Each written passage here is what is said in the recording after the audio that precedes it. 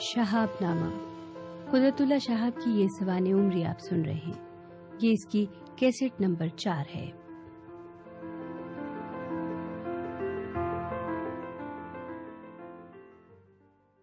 کچھ یا خدا کے بارے میں. ستمبر 1947 میں جب میں کراچی پہنچا تو چاروں طرف سے لٹے پیٹے کٹے پھٹے مہاجرین کا ایک سیلاب عظیم پاکستان میں امڈا چلا آ رہا تھا. انہی میں کہیں میرا ایک نہایت قریبی عزیز اپنی بیوی اور بچوں سمیت بھی شامل تھا. ہجرت کا اصلی اندازہ صرف وہی لوگ لگا سکتے ہیں جو خود اس بھٹی سے گزرتے ہیں. گھروں میں بیٹھ کر یا دفتروں کی چار دیواری میں اعداد و شمار کے گوشوارے بنا کر یا جلسوں اور جلوسوں میں دھواں دھار تقریریں سن کر ہجرت کا صحیح مفہوم سمجھ میں آتا ہے، اور نہ ہی مہاجر خانوں میں سسکتے ہوئے، تڑپتے ہوئے، ایڑیاں رگڑتے ہوئے اور اپنوں اور پرایوں کے ہاتھوں لٹتے ہوئے مہاجرین کی داستان پوری طرح سنائی دیتی ہے. اپنی اس تلاش کے دوران ظلم، بربریت اور مصائب کی چادر میں لپٹے ہوئے لاکھوں مہاجرین میری نظروں کے سامنے سے گزرے. ان میں ہزاروں کی تعداد میں بچے بھی تھے اور جوان اور بوڑھی عورتیں بھی. درجنوں نے تڑپ تڑپ کر، رو رو کر، بین کرتے کرتے مجھے اپنی بپتا بھری جیون کہانیاں سنائی. اس کربناک مجموعی مشاہدے نے اندر ہی اندر سلگ سلگ کر آخر ایک روز دلشاد کا روپ دھار لیا. ایک شام میں قلم لے کر بیٹھا اور فجر تک ایک ہی نشست میں یا خدا کی کہانی مکمل کر کے اٹھا. آزاد کشمیر 16 مارچ 1846 کے روز عہد نامہ امرتسر کے ذریعے انگریزوں نے ریاست جموں کشمیر ایک ڈوگرا مسمی گلاب سنگھ کے ہاتھ 75 لاکھ نانک شاہی روپیہ کے عوض فروخت کر دی. ریاست کا رقبہ 84,471 مربع میل تھا. اس نرخ پر یہ سرزمین رشک فردوس سے بری تقریباً 155 روپے فی مربع میل یا موجودہ زمانے کے 1 پیسے میں تقریباً 270 مربع گز پر اٹھی. اس وقت کی آبادی کے حساب سے انسانوں کی قیمت تقریباً 700-750 روپے فی گز پڑی. گلاب سنگھ کا جانشین رمبیر سنگھ بھی اپنے باپ کی طرح قطعی ان پڑھ اور جاہل تھا. البتہ اس نے اپنے ولی عہد پرتاپ سنگھ کی تعلیم و تربیت کے لیے کچھ اتالق ضرور مقرر کیے. پرتاپ سنگھ پڑھائی میں بے حد غبی اور کن ذہن تھا. مہاراجہ پرتاپ سنگھ انتہائی کایاں اور دیوان بکار خویش ہوشیار قسم کا انسان تھا. اسے افیون کھانے کی لت تھی، جس کی وجہ سے وہ دن بھر خمار آلود غنودگی کی کیفیت میں مبتلا رہتا. اس صورتحال کو ڈھال بنا کر وہ اپنی ذات پر ایک مصنوعی مخطوب الحواسی کے لیے بناوٹی اور کسی قدر احمقانہ حد تک سادگی کا لبادہ اوڑھے رکھتا تھا. لیکن اس ملمہ کاری کے پیچھے وہ انتہائی چالاک، ہوشیار اور دور رس سمجھ بوجھ کا مالک تھا. انگریزوں کے ساتھ وہ اپنے تعلقات انتہائی استوار رکھتا تھا. مسلمانوں کے ساتھ سادگی اور درویشی کا ڈھونگ رچا کر وہ ان کے خلاف ظلم و استبداد کے سارے قوانین کو مضبوط سے مضبوط تر کرتا رہتا تھا اور اپنی حکمت عملی سے ڈوگرا خاندان کو ریاست میں سیاہ و سفید کا مالک بنانے میں کمال ہوشیاری سے کام لیتا تھا. مہاراجہ پرتاپ سنگھ بے اولاد تھا. اپنی جانشینی کے لیے اس نے اپنی برادری کا ایک لڑکا منتخب کر کے متنبع بنا رکھا تھا. لیکن ہری سنگھ کے باپ راجہ امر سنگھ کو یہ بات گوارا نہ ہوئی، کیونکہ وہ اپنے بیٹے کو ریاست کا وارث بنانا چاہتا تھا. اپنی اس خواہش کو پورا کرنے کے لیے اس نے ریاست کے طول و عرض میں سازشوں کا جال بچھا دیا.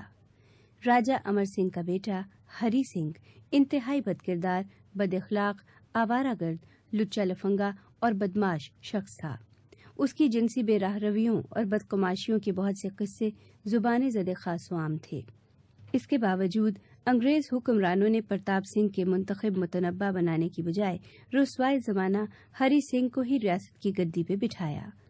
مہاراجہ ہری سنگھ 1925 میں گدی نشین ہو کر اپنے لہو و لہب اور عیش و نشاط کی بدمستیوں میں ایسا غرق ہوا کہ ریاست کے چھوٹے بڑے ڈوگرا ہندو ملازمین کو اپنی منمانی کارروائیاں کرنے کی کھلی چھٹی مل گئی.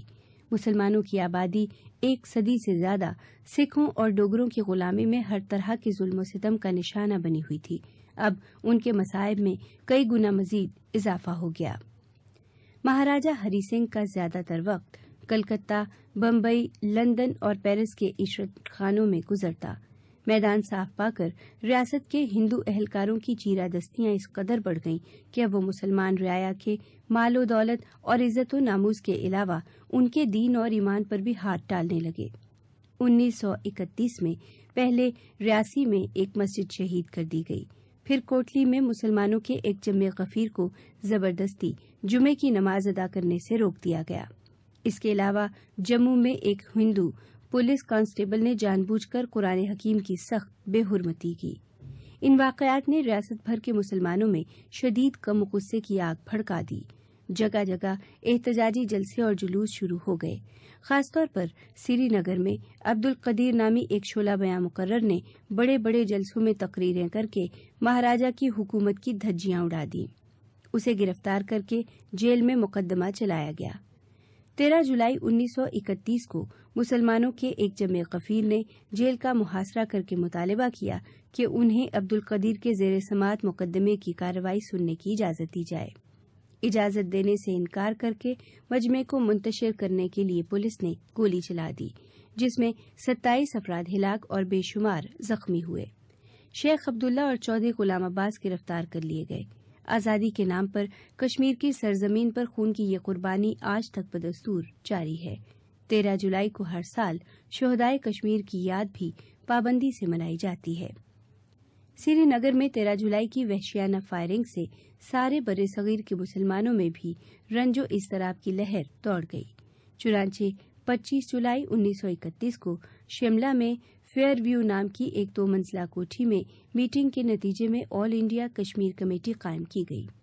اس میٹنگ میں جو حضرات شامل ہوئے ان میں علامہ اقبال، نواب سر ذوالفقار علی، خواجہ حسن نظامی، نواب کنجپورہ، نواب باغپت، سید محسن شاہ، خان بہادر شیخ رحیم بخش، عبد الرحیم درد، سید حبیب اسماعیل غزنوی، صاحبزادہ عبداللطیف اور AR صاغر کا نام سر فہرست تھے۔ بدقسمتی سے صدارت مرزا بشیر الدین محمود نے کر ڈالی اور آل انڈیا کشمیر کمیٹی کے صدر بھی وہی بن گئے۔ یہ قادیانیوں کی ایک سوچی سمجھی چال ثابت ہوئی۔ اس کمیٹی کے قائم ہوتے ہی مرزا بشیر الدین محمود نے ہر خاص و عام کو یہ تاثر دینا شروع کر دیا کہ ان کی صدارت میں اس کمیٹی کو قائم کر کے ہندوستان بھر کے سرکردہ مسلمان اکابرین نے ان کے والد مرزا غلام احمد قادیانی کے مسلک پر مہر تصدیق ثبت کر دی ہے۔ یہ مہم کافی کامیاب رہی۔ کئی دوسرے مقامات کے علاوہ خاص طور پر شوپیاں میں مسلمانوں کی ایک خاصی تعداد قادیانی بن گئی۔ پونچھ کے شہر میں بھی مسلمانوں کی اکثریت نے قادیانی مذہب اختیار کر لیا۔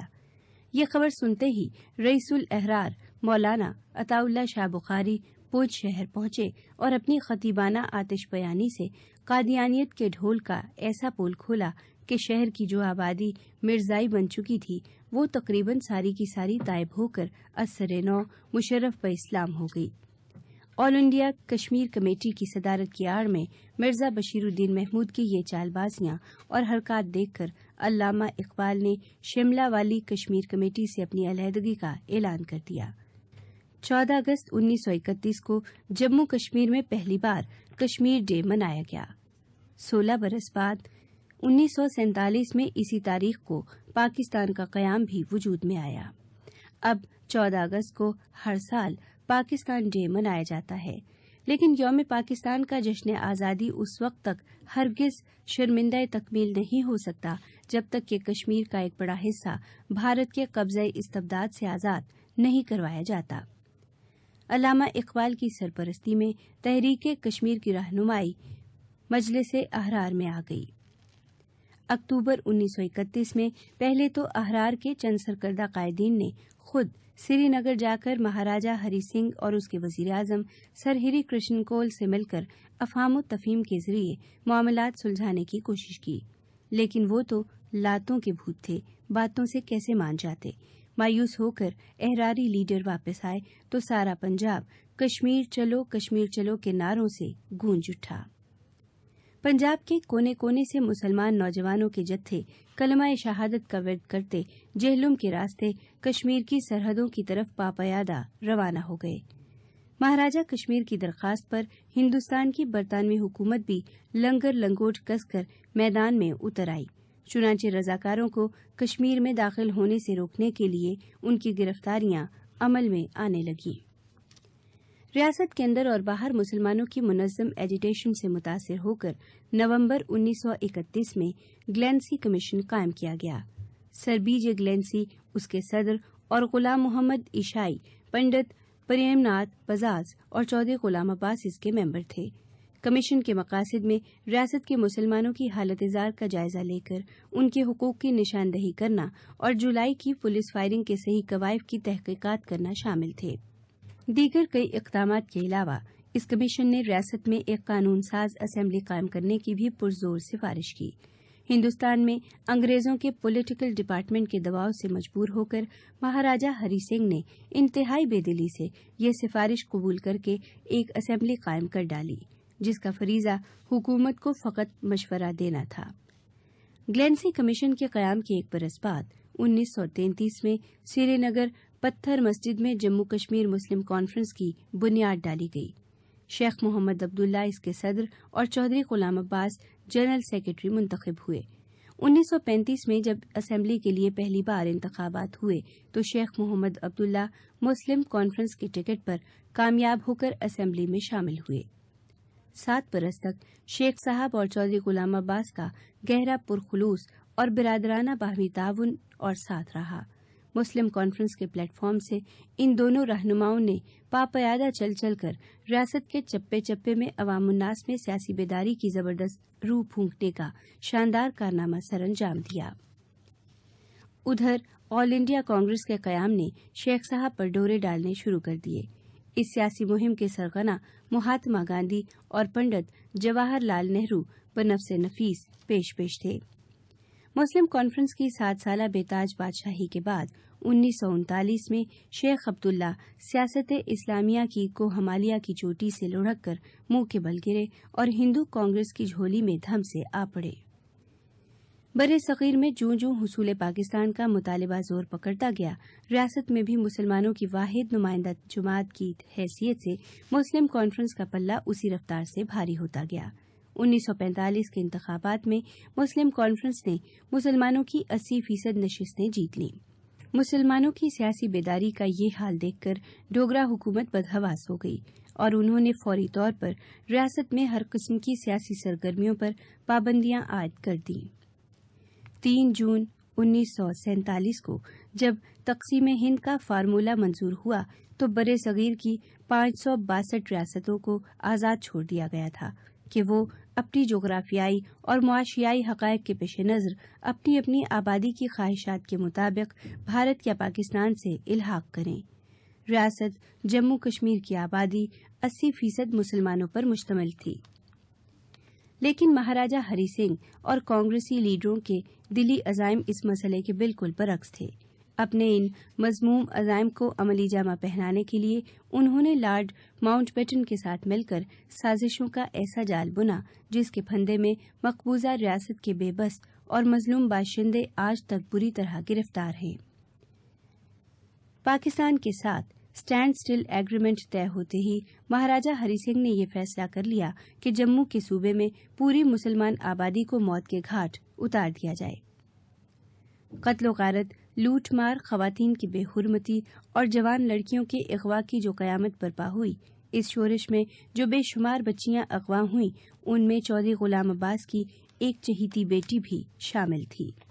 مہاراجہ ہری سنگھ نے مسلمانوں کی اس کثیر آبادی کو قابو میں رکھنے کے لیے سری نگر کے علاوہ وادی کے دوسرے اہم شہروں میں بھی ڈوگرا فوج اور راشٹریہ سویم سیوک سنگھ کے بڑے بڑے گروہ جمع کر رکھے تھے۔ جیسے جیسے مختلف مقامات پر ڈوگرا فوج اور RSS کے مظالم مسلم رعایا پر بڑھتے گئے۔ پاکستان اور افغانستان کے قبائلی علاقوں میں غم اور غصے کی آگ لگ گئی اور پٹھان قبائلوں کے لشکر کے لشکر اپنے مظلوم بھائیوں کی امداد کے لیے جوق در جوق ایبٹ آباد کی راہ سے بسوئے کشمیر اٹھ کھڑے ہوئے۔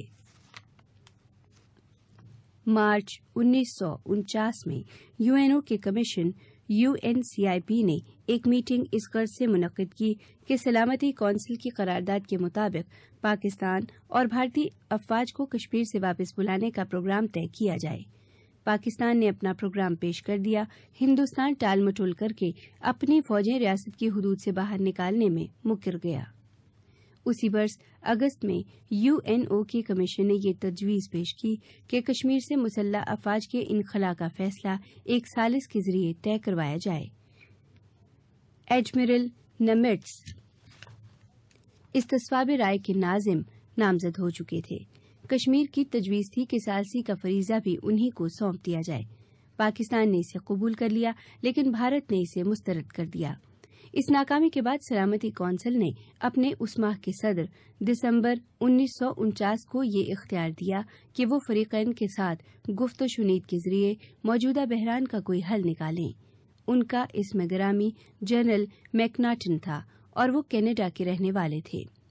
کافی افہام و تفہیم اور سوچ بچار کے بعد انہوں نے کچھ تجاویز مرتب کی. پاکستان نے ان تجاویز کو قبول کر لیا لیکن بھارت نے مین میخ نکال کر ان میں ترامیم کی ایسی بھرمار کی کہ وہ عملی طور پر مسترد ہو کر رہ گئی. جنرل میکناٹن کے بعد سلامتی کونسل نے سر اوون ڈکسن کو اسی مقصد کے لیے میدان عمل میں اتارا. انہوں نے بھی تجاویز پیش کی. پاکستان حسب معمول مان گیا لیکن بھارت بدستور اپنی ضد پہ اڑا رہا. سر اوون ڈکسن کی جگہ ڈاکٹر فرینک پی گراہم نے سنبھالی. سلامتی کونسل نے ایک بار پھر اپیل کی کہ استصواب رائے کی راہ ہموار کرنے کے لیے متنازع امور پر دونوں فریق ثالثی فیصلہ قبول کر لیں گے. بین الاقوامی انصاف کی عدالت کا صدر ثالثوں کو مقرر کرنے کا مجاز ہوگا. پاکستان نے سلامتی کونسل کی یہ تجویز منظور کر لی اور بھارت نے اسے مسترد کر دیا. 1951 اور 1958 کے درمیان ڈاکٹر گراہم نے ہر طرح کے ممکنہ فارمولوں کی بنیاد پر سلامتی کونسل کو 6 رپورٹیں پیش کیں. اس کے تقریباً ہر فارمولے کو پاکستان منظور اور بھارت نامنظور کرتا رہا. ڈاکٹر گراہم کی 5ویں رپورٹ کے بعد سلامتی کونسل نے اپنے صدر اور سویڈن کے سفیر گنار یارنگ کو اختیار دیا کہ وہ اس تعطل میں دخل دے کر اسے توڑنے کی کوشش کریں. ہندوستان کی نازک مزاجی کا احترام کرتے ہوئے انہوں نے ثالثی کا لفظ استعمال کیے بغیر اس کے لگ بھگ چند نہایت معقول تجاویز پیش کی. پاکستان نے انہیں تسلیم کر لیا لیکن بھارت نے پھر نامنظور کر دیا. اس ناکامی کے بعد دسمبر 1957 میں سلامتی کونسل نے دوبارہ ڈاکٹر فرینک گراہم کو اپنا مشن سنبھالنے کی پیشکش کی. اس بار انہوں نے 5 نکات پر مبنی ایک نہایت منصفانہ، معتدل اور واجبی تجویز مرتب کی. پاکستان نے اس کے 5 نکات کو خوش دلی سے تسلیم کر لیا لیکن بھارت نے اسے مکمل طور پہ مسترد کر دیا. کشمیر کا مسئلہ جب پہلے پہل بین الاقوامی سطح پہ اٹھایا گیا تھا تو بھارتی وفد کے ساتھ شیخ عبداللہ بھی UNO گئے تھے. ان میں سے کسی نے شیخ صاحب کو پاکستان کے موقف کی طرف مائل کرنے کی کوشش کی تو وہ طیش میں آ گئے اور انتہائی غرور اور تکبر سے بولے، بھارت کے ساتھ کشمیر کا الحاق قطعی اور اٹل ہے. اپنے اس دعوے کو عملی جامہ پہنانے کے لیے شیخ عبداللہ نے پنڈت نہرو کے زرخرید غلام کا روپ دھار کر طرح طرح کے پاپڑ بیلے. اکتوبر 1950 میں بھارت نے اپنے آئین میں ایسی ترامیم کر ڈالی جن کی روح سے ہندوستان کو مقبوضہ کشمیر میں بھی اپنی مرضی کے قوانین نافذ کرنے کا حق حاصل ہو گیا. پاکستان کے طوطی نے حسب توفیق UNO کے رقار خانے میں اپنی آواز اٹھائی لیکن بے سود. اس اقدام کے ایک برس بعد بھارت نے مقبوضہ کشمیر میں ایک آئین ساز اسمبلی کا سوانگ رچا کر اس سے ریاست کے الحاق پر تصدیق کا انگوٹھا لگوانے کا منصوبہ تیار کر لیا. اس اسمبلی کی حیثیت کے بارے میں سلامتی کونسل نے ایک قرارداد کے ذریعے پہلے ہی یہ اعلان کر دیا تھا کہ اسے ریاست کے الحاق کے بارے میں کوئی فیصلہ کرنے کا حق حاصل نہ ہوگا. بھارتی نمائندے نے برسرعام اور کھلے بندوں بین الاقوامی رائے عامہ کو یہ یقین دہانی کرائی کہ مقبوضہ کشمیر میں قائم ہونے والی آئین ساز اسمبلی کا ان معاملات سے ہرگز کوئی واسطہ نہ ہوگا جن کا فیصلہ سلامتی کونسل کے دائرے اختیار میں ہے. اس وعدہ وعید کے بعد مقبوضہ کشمیر میں اس نام نہاد آئین ساز اسمبلی کے لیے انتخابات ہوئے جو سراسر چال بازی، دھاندلی اور فریب کا دھندا تھے. ان کے نتیجے میں شیخ عبداللہ کی جماعت نے تمام کی تمام 75 نشستیں بلا مقابلہ جیت لیں. انتخابات کے تقریباً 10 ماہ بعد جولائی 1952 میں شیخ عبداللہ نے اس منحوس اور شرمناک دستاویز پر دستخط کر دیے جو معاہدہ دلی یعنی ڈیلی ایگریمنٹ کے نام سے موسوم ہے۔ اس معاہدے کی روح سے ریاست کا پورا وجود مکمل طور پر بھارتی حکومت کے زیر نگین آ گیا۔ معاہدہ دلی کے وجود میں آتے ہی ہندوستان کو ریاست کے تمام امور میں دخل اندازی کا بذوم خود آئینی اور قانونی جواز بھی پیدا ہو گیا۔ بھگوڑا مہاراجہ ہری سنگھ عرصہ دراز سے امور سیاست سے کنارہ کش ہو کر جلاوطنی کے دن گزار رہا تھا۔ اب ڈوگرا راج کی موروثی گدی کو موقوف کر کے مہاراجہ کے 35 سالہ بیٹے کرن سنگھ کو ریاست کے آئینی سربراہ کے طور پر منتخب کر لیا گیا۔ اس پر ریاست کے طول و عرض میں ہندو آبادی میں شدید رد عمل رونما ہوا اور جگہ جگہ شیخ عبداللہ کے خلاف مظاہروں کا تانتا لگ گیا۔ ریاست بھر میں ہندوؤں اور مسلمانوں کے درمیان کشیدگی بھی زور پکڑ گئی۔ اب شیخ صاحب کی آنکھیں کھلیں اور انہیں ہندوؤں کے ساتھ اپنی وفاداری کا نوشتہ دیوار صاف طور پر ظاہر ہو کر سامنے نظر آنے لگا۔ مایوسی کے عالم میں بوکھلا کر انہوں نے ایک بار پھر پینترا بدلا اور اپنی تقریروں میں بھارت کے خلاف گلے شکوے کے علاوہ کشمیر کی خود مختاری اور آزادی کا راگ بھی الاپنا شروع کر دیا۔ ان کے اس رویے میں بھارت کو کشمیر کے خلاف بین الاقوامی سازشوں کی بو آنے لگی۔ چنانچہ پنڈت جواہر لال نہرو کی آشیرواد حاصل کرنے کے بعد کرن سنگھ نے 9 اگست 1953 کے روز شیخ عبداللہ کو معزول کر کے جیل بھیج دیا۔ شیخ صاحب کی جگہ بخشی غلام محمد مقبوضہ کشمیر کے وزیر اعلیٰ مقرر ہوئے۔ انہوں نے آتے ہی ڈنکے کی چوٹ پہ یہ اعلان فرمایا کہ پاکستان جس استصواب رائے کے خواب دیکھ رہا ہے، کشمیر میں رائے شماری کا وہ دن کبھی طلوع نہ ہوگا۔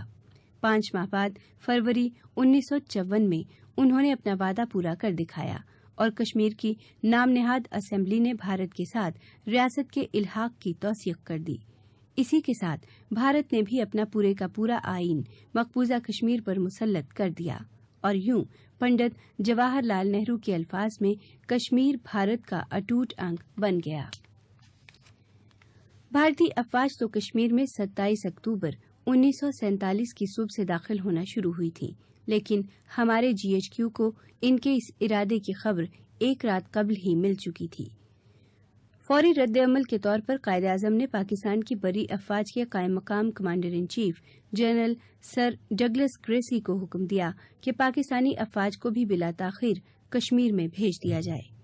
جنرل گریسی نے لیت و لال کر کے اس حکم کی تعمیل کرنے کی بجائے نئی دہلی میں فیلڈ مارشل سر کلاڈا اوکنیلیک کو مطلع کر دیا، جو اگلی صبح بنفس نفیس لاہور تشریف لے آئے۔ انہوں نے دھمکی دی کہ قائد اعظم کی ہدایات پر عمل کرنے کی صورت میں افواج پاکستان کے تمام برطانوی افسروں کو واپس بلا لیا جائے گا، جس کا نتیجہ صرف یہی نکلے گا کہ فوج کا تمام تر ڈھانچہ غیر منظم ہو جائے گا۔ اس کے بعد قائد اعظم نے لارڈ ماؤنٹ بیٹن کو دعوت دی کہ وہ پنڈت جواہر لال نہرو، مہاراجہ کشمیر اور کشمیر کے وزیر اعظم کو اپنے ہمراہ لاہور لے آئیں تاکہ 29 اکتوبر کو ایک میٹنگ میں بالمشافہ گفت و شنید کے ذریعے اس سنگین صورتحال کا حل تلاش کیا جائے۔ دعوت تو منظور کر لی گئی، لیکن مقررہ تاریخ پر پنڈت جی حقیقتاً یا مصلحتاً بیمار پڑ گئے۔ اس کے بعد لارڈ ماؤنٹ بیٹن 1 نومبر کو اکیلے لاہور تشریف لائے۔ قائد اعظم نے ان کے سامنے کئی معقول مصالحتی تجاویز پیش کی۔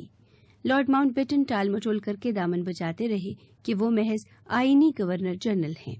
دہلی واپس جا کر وہ یہ تجاویز بھارتی حکومت کے سامنے رکھیں گے اور پھر ان کے فیصلے سے قائد اعظم کو آگاہ کریں گے۔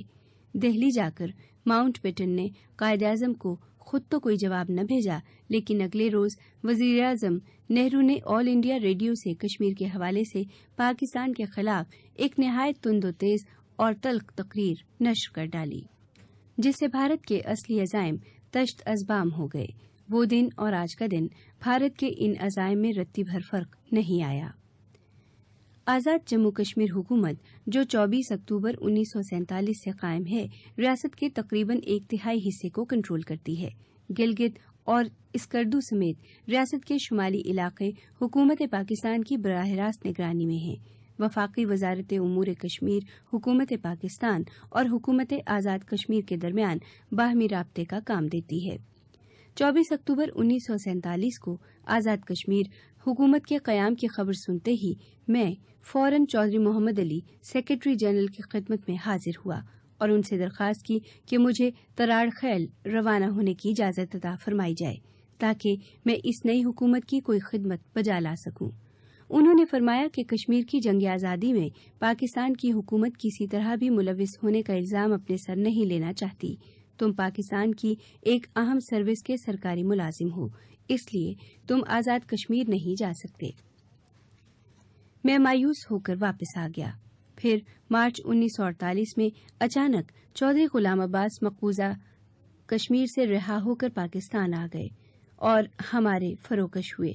अगले रोज कायद-ए-आज़म ने उन्हें लंच पर मदऊ फरमाया।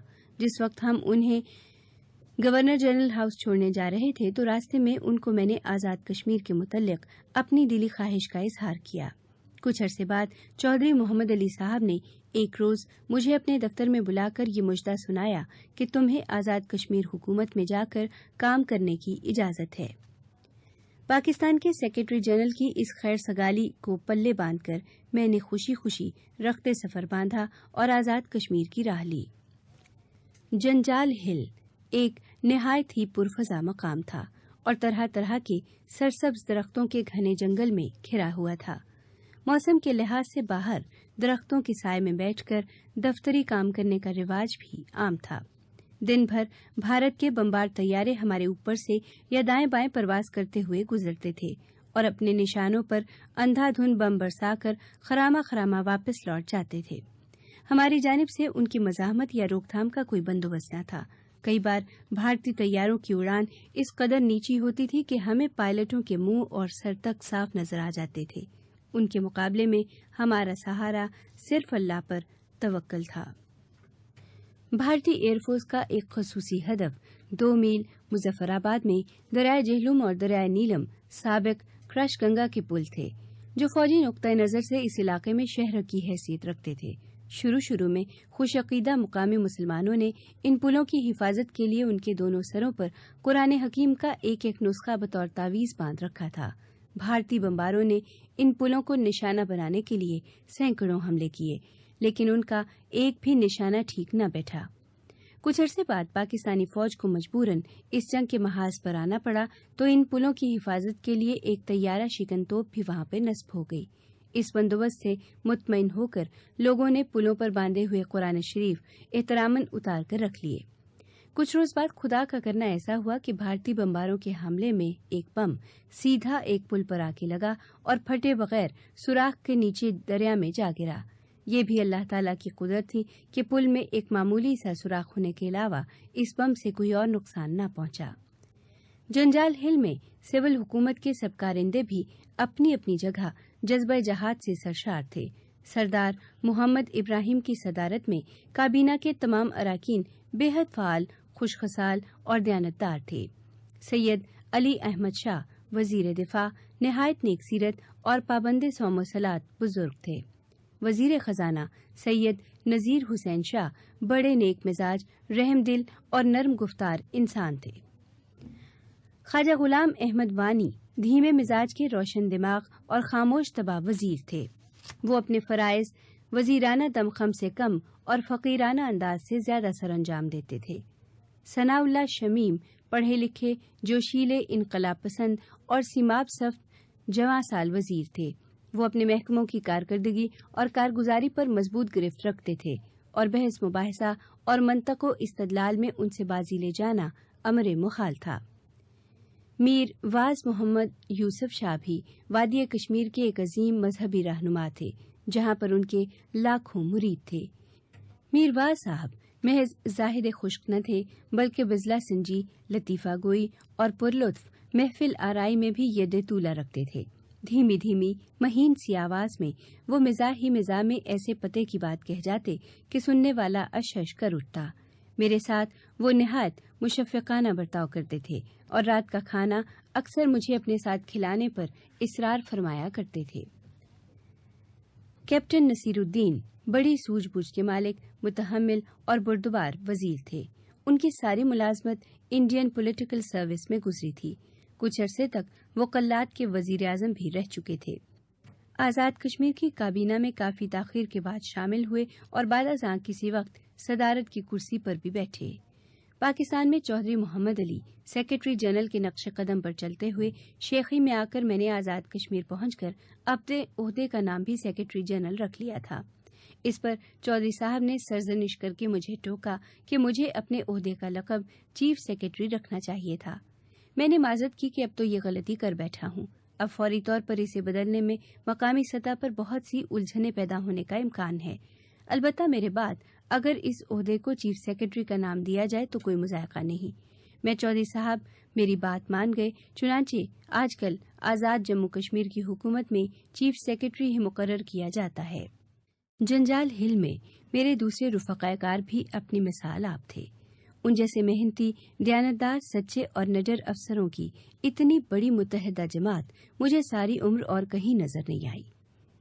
کیپٹن محمد صفدر سیالکوٹ کے رہنے والے تھے اور انگلستان سے تاریخ میں ایم اے کر چکے تھے۔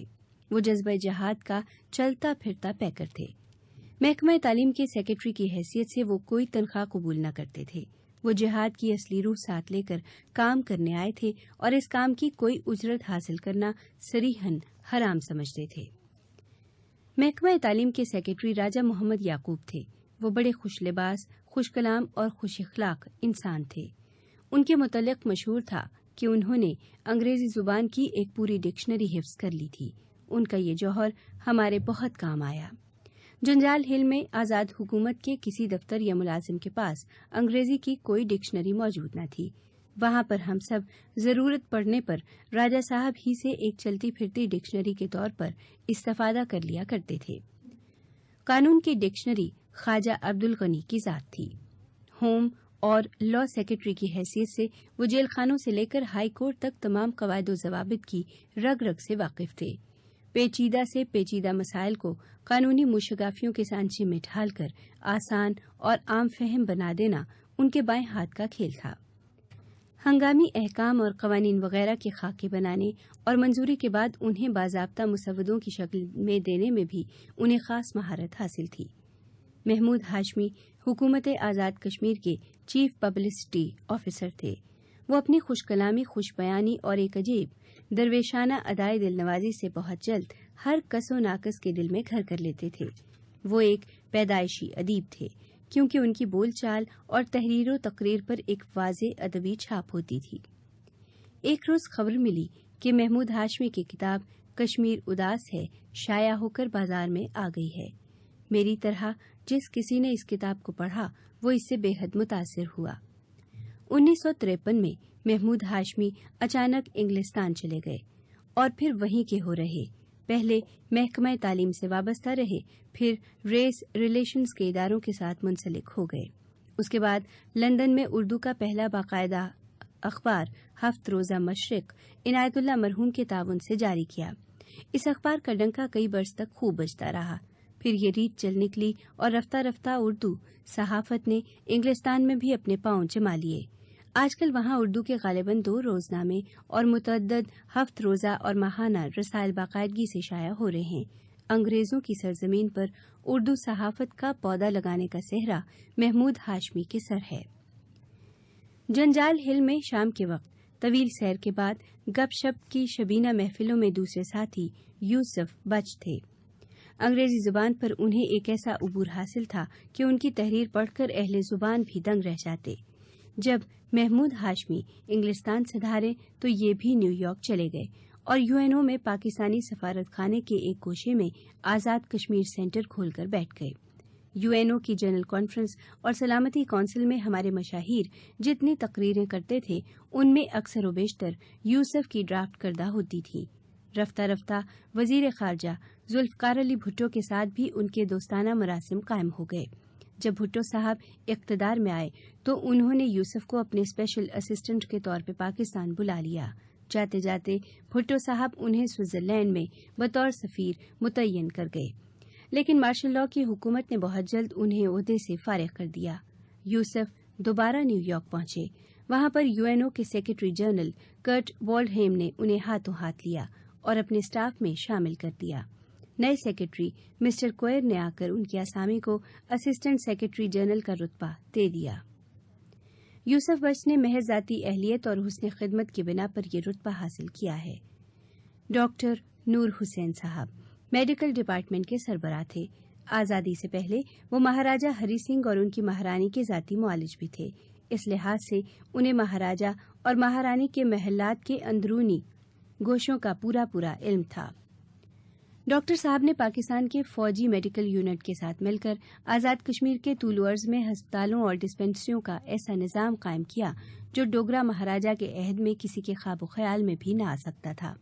ہمارے نامور صاحب طرز انگریزی زبان کے صحافی خالد حسن ڈاکٹر صاحب کے بیٹے، قائد اعظم کے سیکرٹری اور آزاد کشمیر کے سابق صدر مسٹر کے ایچ خورشید ان کے داماد ہیں۔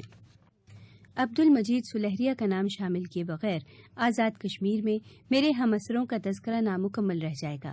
میرے زمانے میں وہ محکمہ جنگلات میں کنزرویٹو تھے، بعد میں ترقی کرتے کرتے چیف کنزرویٹو اور ترقیاتی محکموں کے سیکرٹری بھی رہے، جو ریٹائر ہونے کے بعد اب سیٹلڈ ٹاؤن راولپنڈی میں اپنی معمولی سی پینشن پر صبر و شکر سے گزارا کر رہا ہے۔ جنگلات کا محکمہ سونے کی کان سمجھا جاتا ہے۔ سلہریہ اس سونے کی کان سے دامن بچا کر اس قدر پاک و صاف نکلا کہ اس کا کردار بذات خود سونا بن گیا۔ جولائی 1948 میں اقوام متحدہ کا کمیشن برائے ہندوستان و Pakistan, United nations commission for India and Pakistan, Karachi پہنچا اور اس نے بھارت، پاکستان، مقبوضہ کشمیر اور آزاد کشمیر کے قائدین سے رابطہ قائم کر کے مسئلہ کشمیر کا کوئی قابل قبول حل تلاش کرنے کی کوشش شروع کر دی۔ ایک روز اس کمیشن کو آزاد کشمیر حکومت کی جانب سے منگلا کے مقام پر لنچ کی دعوت دی گئی۔ کمیشن کے 2 رکن امریکہ کے مسٹر ہڈل اور بیلجیم کے مسٹر جیف سفیروں کا درجہ رکھتے تھے۔ میری یہ ڈیوٹی لگی کہ مشائیت کی غرض سے راولپنڈی سے منگلا تک موٹر کار کے سفر کے دوران میں ان کے ہم رکاب رہوں۔ وہ چند روز قبل نئی دہلی میں Lord Mountbatten, Pandit Jawahar Lal Nehru اور سردار ولبھ پٹیل سے مل کے آئے تھے۔ 2-2.5 گھنٹے کے اس سفر کے دوران وہ مسلسل ان ملاقاتوں پر تبادلہ خیال کرتے رہے۔ ان کی گفتگو سے میں نے اندازہ لگایا کہ بھارتی قیادت نے چکنی چپڑی باتیں کر کے ان دونوں کو کسی طرح سے یہ باور کرا دیا ہے کہ مقبوضہ کشمیر میں ہندوستانی فوج صرف دفاعی غرض و غایت سے بیٹھی ہے اور آزاد کشمیر میں پاکستانی اور آزاد افواج کا واحد مقصد جارحیت اور ملک گیری ہے۔ چنانچہ کمیشن کا اولین فرض یہ ہے کہ سب سے پہلے پاکستانی فوج کو آزاد کشمیر سے مکمل طور پہ باہر نکالا جائے اور ساتھ ہی ساتھ آزاد مجاہدین کو بھی پوری طرح نہتہ کر دیا جائے۔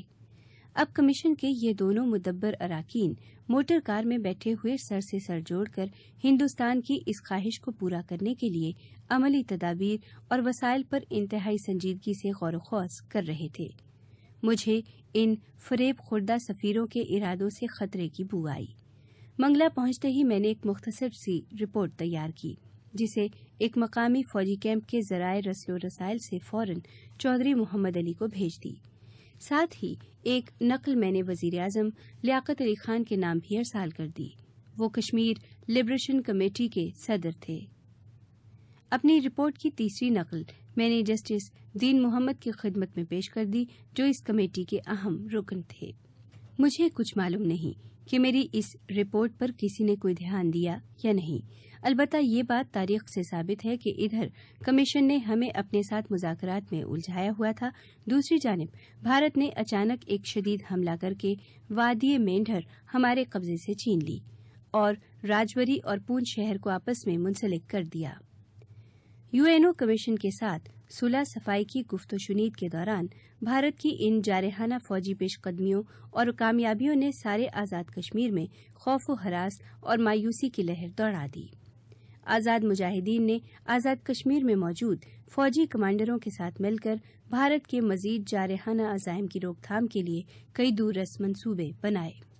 ہندوستان کے ان ناپاک عزائم کو خاک میں ملانے کے لیے ہماری افواج نے اخنور اور نوشہرہ کے درمیان فوجی رسل و رسائل کی سڑک کو کاٹنے اور مناور طوی کے مغرب میں خاص طور پہ چھم پہ حملہ کرنے کا عزم بالجزم کر لیا۔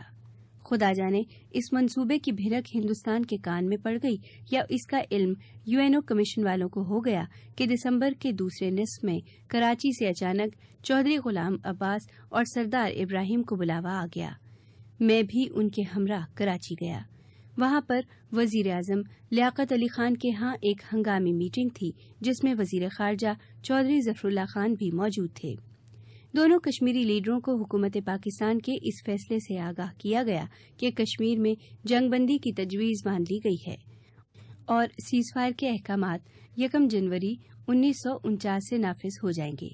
یہ فیصلہ کشمیری لیڈروں سے مشورہ کیے بغیر اور ان کو اعتماد میں لیے بغیر ہی کر لیا گیا تھا۔ چودھری غلام عباس نے دریافت کیا کہ اس خاص موقع پر جنگ بندی کا فیصلہ تسلیم کرنے میں کون سی خاص وجوہات یا مصلحتیں ہیں۔ اس موضوع پر چودھری غلام عباس اور چودھری ظفر اللہ خان میں خاصی گرما گرم بحث شروع ہو گئی، بلکہ تلخ کلامی تک نوبت آ گئی، لیکن فیصلہ اپنی جگہ برقرار رہا اور دونوں کشمیری قائدین اپنا ساموں لے کر کراچی سے واپس آ گئے۔ وہ دن اور آج کا دن 1 جنوری 1949 سے مسئلہ کشمیر UNO کی قدیمی دستاویزوں کے محافظ خانے میں سال بسال جمع ہو کر مقفل ہوتا گیا۔ پھر 1966 میں اسے معاہدہ تاشقند کے تابوت میں ٹھونس دیا گیا۔ 6 برس بعد معاہدہ شملہ نے اس تابوت میں غالباً آخری کیل بھی گاڑ دی اور کشمیر کا نام لینا ہندوستان کے اندرونی معاملات میں دخل دینے کے مترادف ہو گیا۔ جنگ بند ہوتے ہی ہم نے حکومت آزاد کشمیر کا ہیڈ کوارٹر جنجال ہل تڑاڑ کھیل سے مظفر آباد منتقل کر دیا۔ جنگ بندی کا اعلان ہوتے ہی مرکزی وزرائے کرام نے جان کی امان پائی اور چوک دور چوک اپنے ورد مسعود سے آزاد کشمیر کی سرزمین کو سرفراز فرمانے لگے۔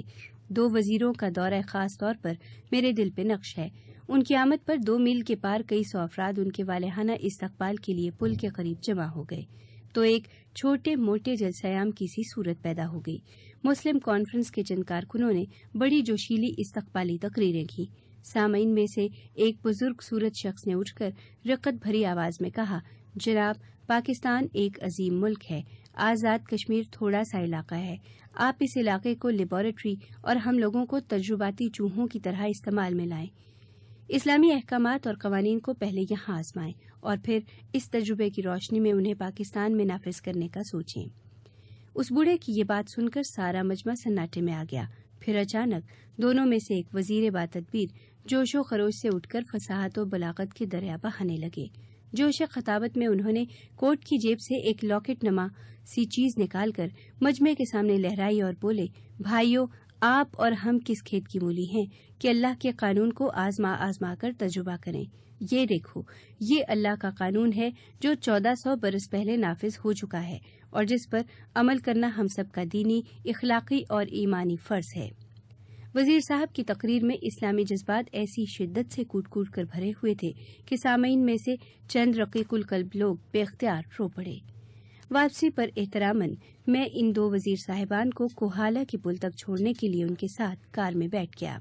ایک وزیر نے دوسرے وزیر کی شاندار تقریر پر تحسین و آفرین کے ڈونگے برسانے کے بعد پوچھا، بھائی صاحب، آپ کے پاس قرآن شریف کا لاکٹ بڑا خوبصورت ہے، یہ تاج کمپنی کا بنا ہوا ہے یا کسی اور کا؟ دوسرے وزیر صاحب کھلکھلا کے ہنسے اور لاکٹ جیب سے نکال کے بولے، ارے کہاں بھائی صاحب، یہ تو محض سگریٹ لائٹر ہے۔ وزیروں کی یہ جوڑی ملک غلام محمد اور نواب مشتاق احمد گورمانی پہ مشتمل تھی۔ سیکرٹری جنرل کے طور پر میں نے آزاد کشمیر کا پہلا بجٹ بنایا۔ آمدنی کا تخمینہ 50-60 ہزار روپے کے قریب تھا اور اخراجات کا اندازہ 2 لاکھ روپے کے لگ بھگ۔ حکومت پاکستان سے 1,30,30,000 کی امداد حاصل کرنے کے لیے میں اپنا بجٹ لے کر کراچی میں حکومت پاکستان کے سیکرٹری جنرل چودھری محمد علی کی خدمت میں حاضر ہوا۔ میرے بنائے ہوئے بجٹ پر ایک سرسری سی نگاہ ڈال کر چودھری صاحب نے کاغذوں کا پلندہ میز پہ دے مارا اور کسی قدر ترشی سے بولے، 1,30,000 کی رقم پاکستان کے درختوں پر نہیں اگتی۔ تمہارا فرض ہے کہ تم مقامی وسائل کو کام میں لا کر اپنے بجٹ کی ضروریات پوری کرو۔ جنگ کی وجہ سے مقامی طور پر غیر ملکی دشواریوں کا رونا رو کر میں نے مزید منت سماجت کی تو چودھری صاحب نے بڑی مشکل سے مبلغ 90,000 روپے کی امداد منظور کی۔ جس مقام پر اب منگلا ڈیم واقع ہے وہاں پر پہلے میرپور کا پرانا شہر آباد تھا۔ ایک روز میں ایک مقامی افسر کو اپنی جیپ میں بٹھائے اس کے گرد و نواح میں گھوم رہا تھا۔ راستے میں ایک مفلوک الحال بوڑھا اور اس کی بیوی ایک گدھے کو ہانکتے ہوئے سڑک پر آہستہ آہستہ چل رہے تھے۔ انہوں نے اشارے سے ہماری جیپ روک کے دریافت کیا، بیت المال کس طرف ہے؟ آزاد کشمیر میں سرکاری خزانے کو بیت المال ہی کہا جاتا ہے۔ میں نے پوچھا، بیت المال میں تمہارا کیا کام ہے؟ بوڑھے نے سادگی سے جواب دیا، میں نے اپنی بیوی کے ساتھ مل کر میرپور شہر کے ملبے کو کرید کر سونے اور چاندی کے زیورات کی 2 بوریاں جمع کی ہیں۔ اب انہیں اس کھوتی پر لاد کر ہم بیت المال میں جمع کروانے جا رہے ہیں۔ ہم نے ان کا گدھا ایک پولیس کانسٹیبل کی حفاظت میں چھوڑا اور بوریوں کو جیپ میں رکھ کر دونوں کو اپنے ساتھ بٹھا لیا تاکہ انہیں بیت المال لے جائیں۔ آج بھی جب وہ نحیف و نزار اور مفلوک الحال جوڑا مجھے یاد آتا ہے تو میرا سر شرمندگی اور ندامت سے جھک جاتا ہے کہ جیپ کے اندر میں ان دونوں کے برابر کیوں بیٹھا رہا۔ مجھے تو چاہیے تھا کہ میں ان کے گردآلود پاؤں اپنی آنکھوں اور سر پہ رکھ کر بیٹھوں۔ ایسے پاکیزہ سیرت لوگ پھر کہاں ملے ہیں؟ جنگ بندی کے بعد بہت جلد آزاد کشمیر سے میرا جی بھر گیا۔ اسی زمانے میں راولپنڈی میں وزارت امور کشمیر نئی قائم ہوئی تھی اور نواب مشتاق احمد گورمانی اس کے وزیر انچارج تھے۔ آزاد کشمیر سے مجھے کسی قدر اکتایا ہوا دیکھ کر چودھری محمد علی نے مجھے ڈپٹی سیکرٹری کے طور پر وزارت امور کشمیر میں متعین کر دیا۔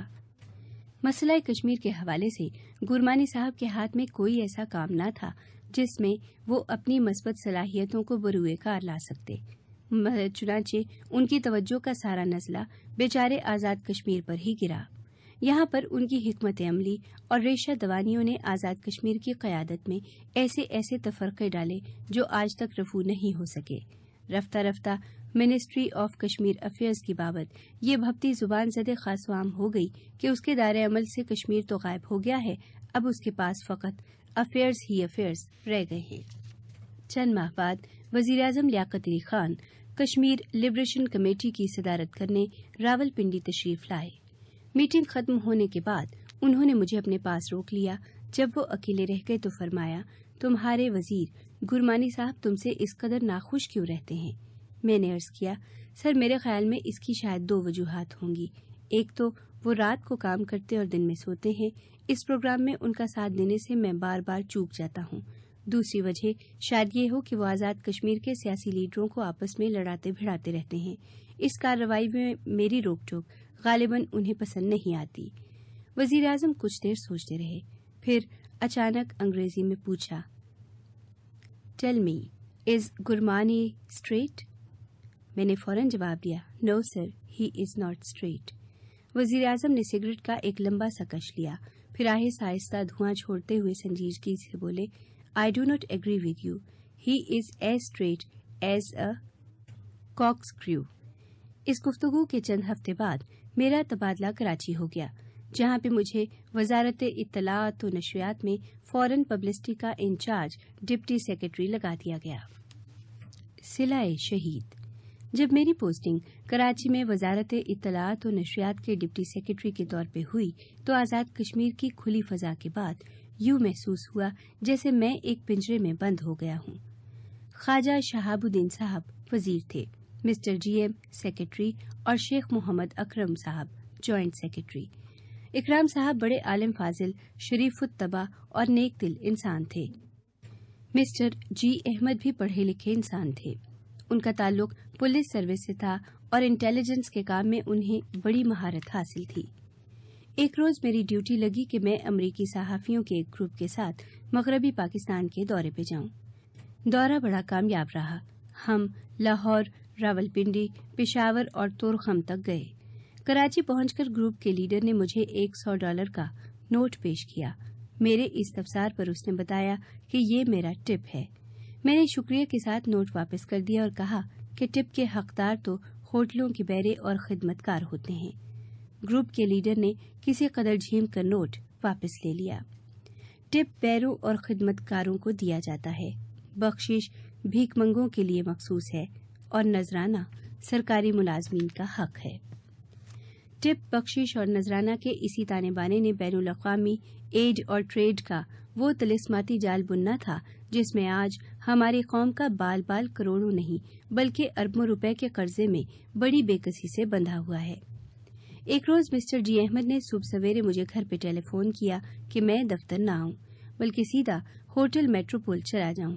وہاں پہ حکومت کے ایک نہایت معزز اور اہم مہمان مسٹر ہیکٹر بلیتھو ٹھہرے ہوئے ہیں، میں ان کے پاس جا کر ان کے آرام و آسائش کا پورا خیال رکھوں۔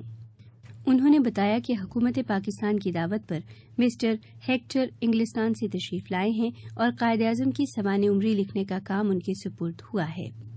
مسٹر ہیکٹر صف اول کے ادیب تو نہ تھے لیکن انہیں روایتی طرز کی سوانح نگاری پر اچھا خاصا عبور حاصل تھا۔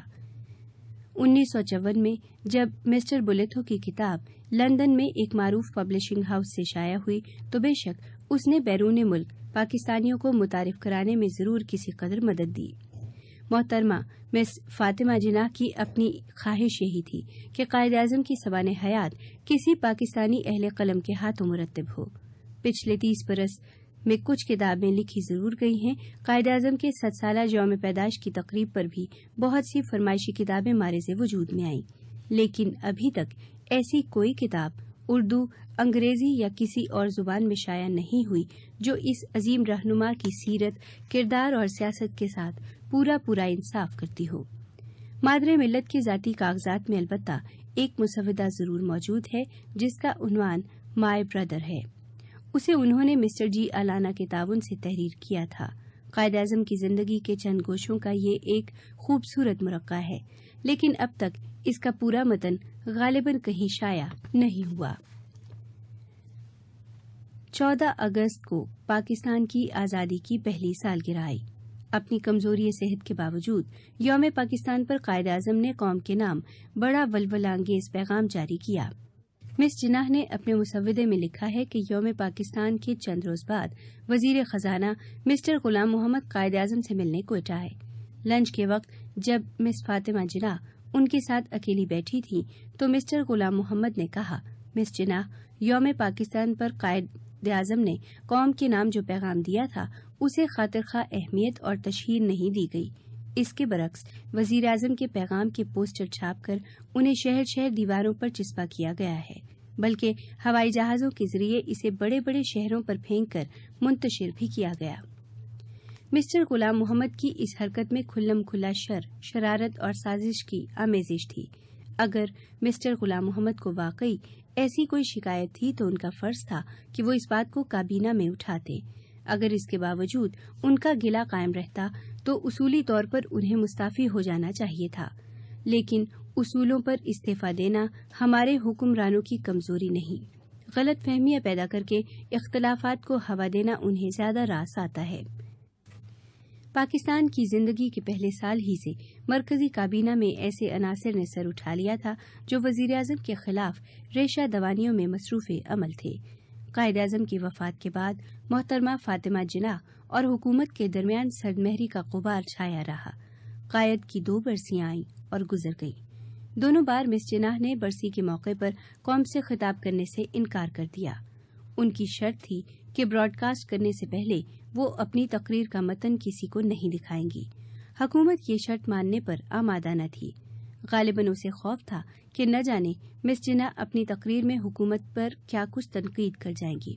آخر خدا کر کے قائد اعظم کی تیسری برسی پر یہ قرار پایا کہ محترمہ فاطمہ جناح اپنی تقریر پہلے سے سینسر کرائے بغیر ریڈیو سے براہ راست نشر کر سکتی ہیں۔ تقریر نشر ہو رہی تھی کہ ایک مقام پر پہنچ کر اچانک ٹرانسمیشن بند ہو گئی۔ کچھ لمحے ٹرانسمیشن بند رہی، اس کے بعد خود بخود جاری ہو گئی۔ بعد میں معلوم ہوا کہ مس جناح کی تقریر میں کچھ فقرے ایسے تھے جن میں حکومت پر کچھ تنقید تھی۔ وہ تو بدستور ان فقروں کو مائک پر پڑھتی گئیں، لیکن ٹرانسمیشن بند ہو جانے کی وجہ سے وہ فقرے براڈ کاسٹ نہ ہو سکے۔ اس بات پر بڑا شور شرابہ ہوا، اخباروں میں بہت سے احتجاجی بیانات بھی آئے۔ اگرچہ ریڈیو پاکستان کا موقف یہی تھا کہ ٹرانسمیشن میں رکاوٹ کی وجہ یہ تھی کہ اچانک بجلی فیل ہو گئی تھی، لیکن کوئی اس بات پر یقین کرنے کو تیار نہ تھا۔ سب کا یہی خیال تھا کہ مس جناح کی تقریر میں ضرور کوئی ایسی بات تھی جسے حذف کرنے کے لیے یہ سارا ڈھونگ رچایا گیا ہے۔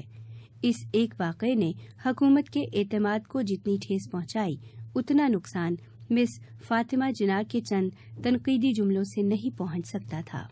16 اکتوبر 1951 کی شام کو 4:06 پر راولپنڈی کے جلسہ عام میں ایک گولی چلی۔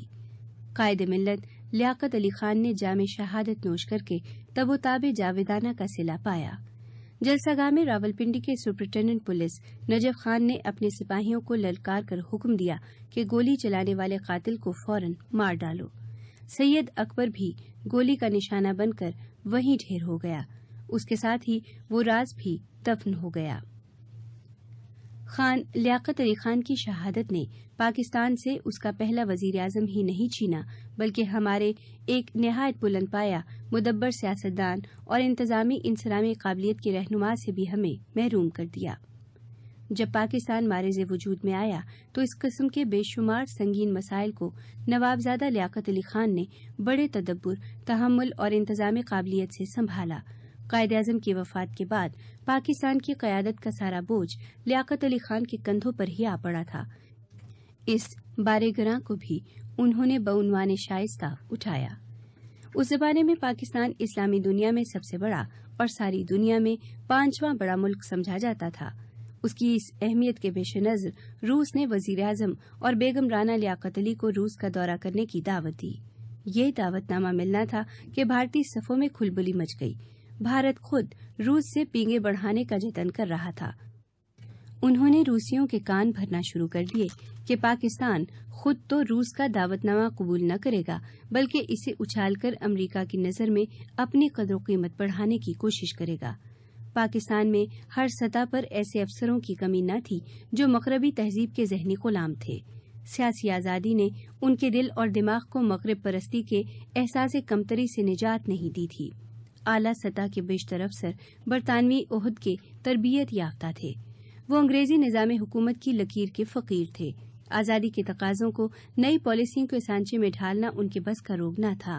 تغیرات کے عمل سے وہ ناآشنا تھے، خاص طور پر بین الاقوامی امور کا انہیں کوئی تجربہ نہ تھا۔ وزیر خارجہ چودھری ظفر اللہ خان بذات خود اس نہلے پر تہلا تھے۔ چنانچہ روس کا دعوت نامہ کھٹائی میں پڑا رہا، اور جب امریکہ نے اپنے دعوت نامے کا دانہ پھینکا تو ہماری وزارت خارجہ اس پر چیل کی طرح جھپٹی۔ کیا ہی اچھا ہوتا اگر وزیر اعظم روسیوں کی دعوت پر روس کا دورہ کرتے اور امریکنوں کی دعوت موصول ہونے پر امریکہ تشریف لے جاتے۔ قائد ملت کی شہادت کی خبر میں نے پشاور میں سنی۔ میں قبائلی علاقوں اور سوات، دیر، چترال، کافرستان وغیرہ کا طویل دورہ ختم کر کے نون میم راشد کے ہاں ٹھہرا ہوا تھا، جو ان دنوں پشاور ریڈیو اسٹیشن کے ڈائریکٹر تھے۔ قائد ملت کی شہادت کے ساتھ ہی یہ سوال ابھر آیا تھا کہ نیا وزیر اعظم کون ہوگا۔ ایک خبر یہ گرم تھی کہ شاید یہ قرعہ سردار عبدالرب نشتر کے نام نکلے، لیکن ابھی پاکستان کی قسمت میں آسائش کی جگہ آزمائش لکھی تھی۔ اس لیے حکمرانی کا مال غنیمت بانٹنے والوں نے وزیر اعظم کا عہدہ تو خواجہ ناظم الدین کو سونپا اور گورنر جنرل کی کرسی پر ملک غلام محمد براجمان ہوئے۔ چودھری محمد علی وزیر خزانہ بنے اور وزارت داخلہ اور اطلاعات کا چارج مشتاق احمد گرمانی نے سنبھالا۔ گرمانی صاحب کے آنے کے مہینہ 1.5 مہینے بعد مجھے حکم ملا کہ میری خدمات پنجاب کی صوبائی حکومت کی سپرد کر دی گئی ہیں۔ پنجاب کی حکومت نے مجھے ضلع جھنگ کا ڈپٹی کمشنر مقرر کیا۔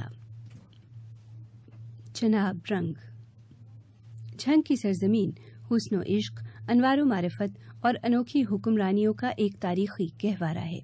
جھنگ اور ملتان کے پہلے مقامی حکمران ملک کبیر خان نے رضیہ سلطانہ کو تخت دہلی پر بٹھانے میں اہم کردار ادا کیا۔ حضرت مجدد الفسانی رحمت اللہ علیہ نے بھی جھنگ کی سرزمین کو اپنے بابرکت قدموں سے نوازا۔